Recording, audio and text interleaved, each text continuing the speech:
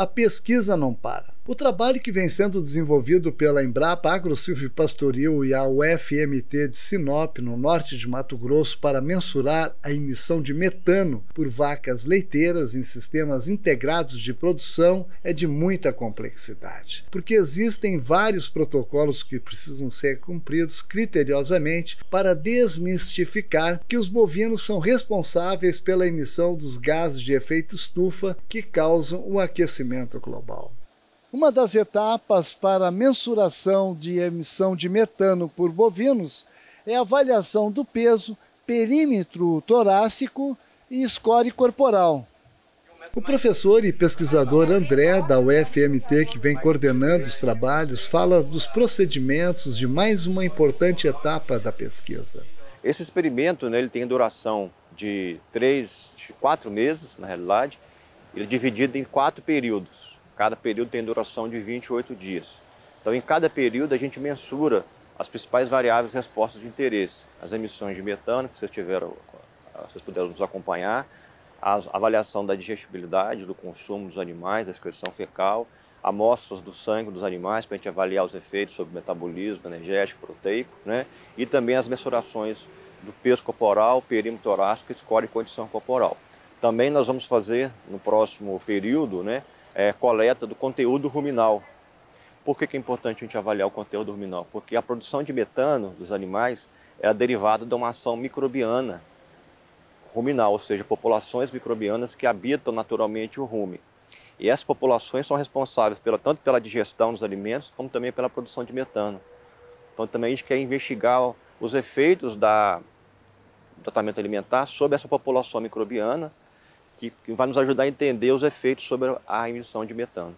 Bom, essas amostras que nós coletamos, dos alimentos, das fezes, da urina, sangue, conteúdo ruminal, durante o período do experimento a gente coleta essas amostras e armazena em freezers específicos, porque aí ao término do experimento a gente pega esse material, leva para o nosso laboratório na universidade para fazer avaliações da composição química e bromatológica dos alimentos, composição bioquímica, avaliações bioquímicas no sangue, na urina.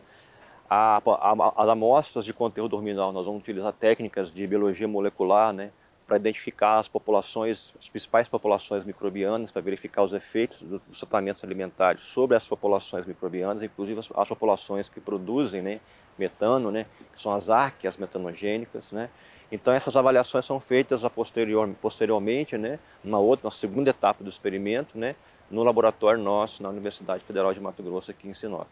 Esse trabalho de pesquisa, com a participação dos acadêmicos da universidade, possibilita a capacitação dos futuros cientistas. A pesquisa na universidade só é possível ser desenvolvida com a participação dos estudantes de graduação, de mestrado, doutorado, no nosso caso aqui em zootecnia.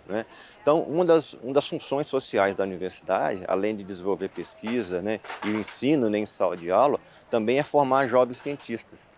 Então, esses experimentos que a gente desenvolve na universidade também permitem capacitá-los para a pesquisa experimental, para a ciência. Esse é o nosso objetivo, formar jovens cientistas.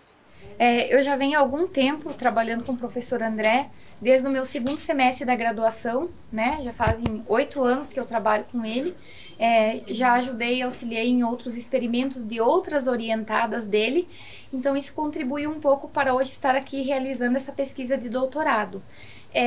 Mas como o professor falou, é muito bom que a gente pode contar com uma rede de alunos de mestrado, de graduação também, que estão aqui nos auxiliando na pesquisa, para que a gente consiga assegurar, que todas as coletas, todos os procedimentos estão sendo bem feitos, que o experimento ele depende muito disso. Sou baiana, me formei lá na Federal da Bahia, sou zootecnista e vim trabalhar aqui em parceria com o professor André no programa de pós-graduação em zootecnia. Eu sou aluna de mestrado, Estou indo aqui para o meu 2º ano, são 2 anos de mestrado. Eu fiz o primeiro inteiro. Nesse 2º ano, agora eu estou atuando, ajudando a Indiara no doutorado dela. Então a gente está aqui na lida do campo porque ela precisa desse auxílio, não só do pessoal da graduação, que são os alunos do PIBIC, mas também da gente que está junto na pós-graduação com ela. E a gente está nessa lida diariamente, auxiliando ela na pesquisa. E fora isso, a gente tem que dar conta da nossa própria dissertação. Eu tenho que dar conta da minha própria dissertação, né? Então, eu faço pesquisa em casa. A gente está trabalhando com meta-análise para avaliar a eficiência de nitrogênio para vacas de leite. Então, eu venho para cá durante o dia, ajudo a Indiara, vou para casa, trabalho na minha pesquisa. Sou professora também do curso técnico agropecuário. Então, à noite eu ainda dou aula e a gente vai tentando manejar tudo, né? Eu faço medicina veterinária, né? Já estou desde 2019 no curso.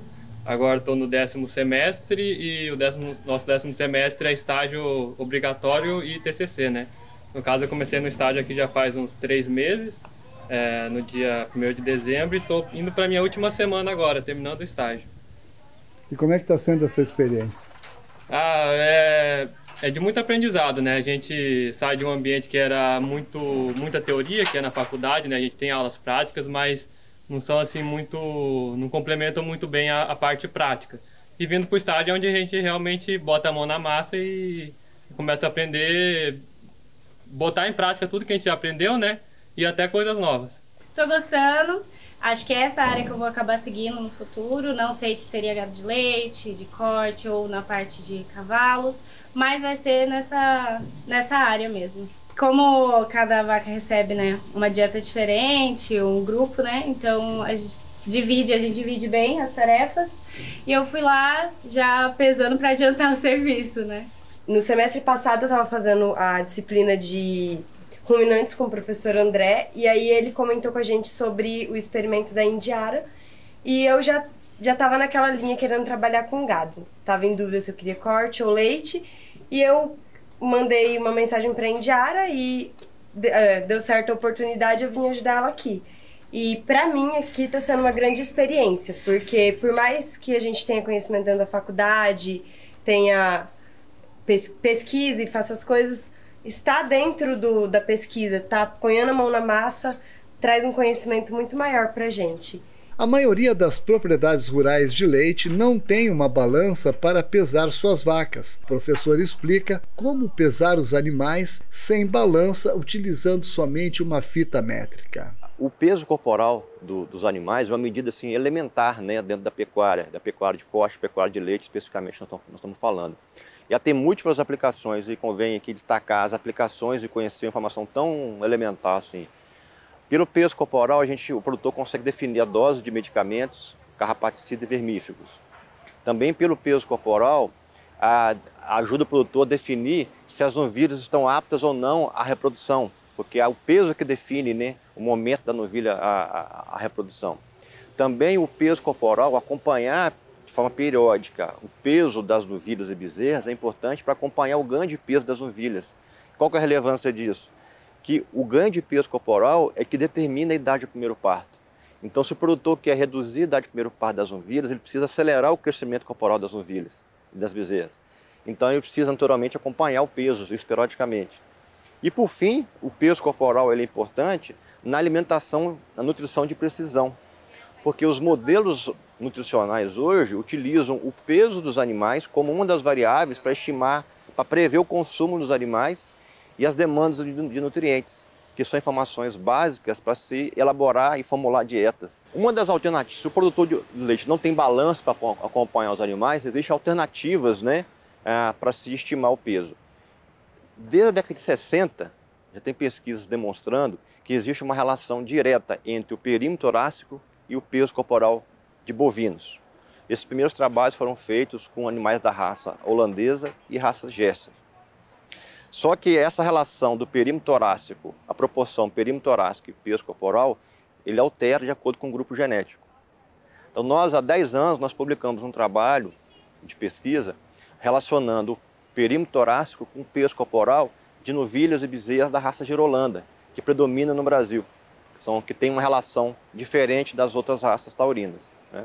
Então, a partir desse trabalho, a gente conseguiu construir uma tabela em que o produtor pode mensurar o perímetro torácico com a fita métrica de forma simples, e a partir dessa tabela ele pode estimar o peso corporal dos animais. O trabalho está publicado, ele é de acesso livre, e a tabela também está disponibilizada no nosso site, nas nossas páginas do nosso grupo de pesquisa, né? Acesso livre, né? Para o produtor que quiser mais informações, pode entrar em contato direto com o professor através do e-mail que aparece na sua tela. De Sinop, no norte de Mato Grosso, Valdir Pacheco para o Vida Rural MT.